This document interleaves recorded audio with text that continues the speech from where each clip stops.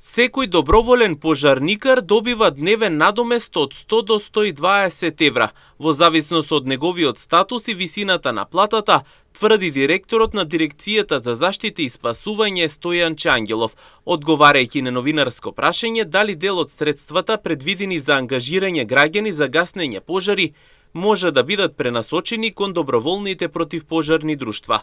Ангелов нагласи дека не е точно оти доброволните пожарникари работат бесплатно, бидејќи секој ангажиран доброволец добива надомест преку Дирекцијата за заштита и спасување.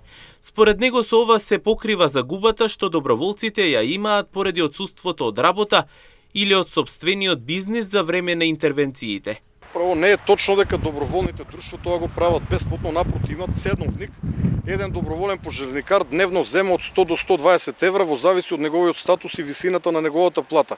Секој еден доброволец кој што вчера излегол на терен ќе ја добие оваа сума преку Дирекцијата за заштита и спасување, бидејќи се дел од нашите тимови и сметаме дека тој еден праведен надомест за она што тие го направиле тој ден. Дел од нив се вработени, дел од нив имат собствен бизнис, тој ден тие отсуствуваат од работното место и ние како влада и вршиме надомест на, да кажем условно, таа штета која што ја трпат што не се појават на работното место, но ако во еден ден ангажираме 100 доброволни пожарникари, сумата би била околу 10.000 евра. Кога би ги користеле 30 дена, сумата би била 100.000 евра, така што воопшто не е бесплатно, но споредено со хеликоптерите кои што трошат околу 7.000 евра за еден час, ова навистина не е некоја висока сума.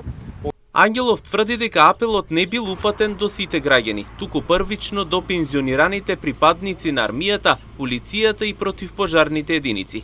Според него досега се пријавени доволен број кандидати. Мојот апел не беше до граѓаните, мојот фокус пред се беше на пензионирани припадници на армијата, полицијата и противпожарните единици и сум задоволен од бројот на лица кои што се пријавија. Во овој момент можам да кажам дека имаме пријавени доволен број на возачи на специјалните возила кои што минатата година, иако беа од некого подценети, се покажаа изворедни, затоа што оному каде што ќе отиде еден пинцгауер на Дирекцијата за заштита и спасување, тешко ќе отиде некое друго возило. Можеби некое најново теренско возило кое што чини 100.000 евра. Ние како влада од ништо направивме нешто. Од возила фрлени по паркиралиштата кои што беа готови за отпад, ние успеавме да направиме противпожарни возила, истите се уредно сервисирани, на сите се промените гумите, онаму каде што е потребно и се подготвени за дејство. На располагање имаме 22 пинцгауери, од кои што едниот го користиме како болничко возило, останатите како противпожарни, 15 БТР-80, како и 5 хермилини кои што влечат цистерни од 2 до 6. Инаку Ангелов потврди дека капацитетите на владата и минатата и оваа година се значително посилни во однос на претходните години, а оваа година, како што рече, се подготвени како никогаш досега.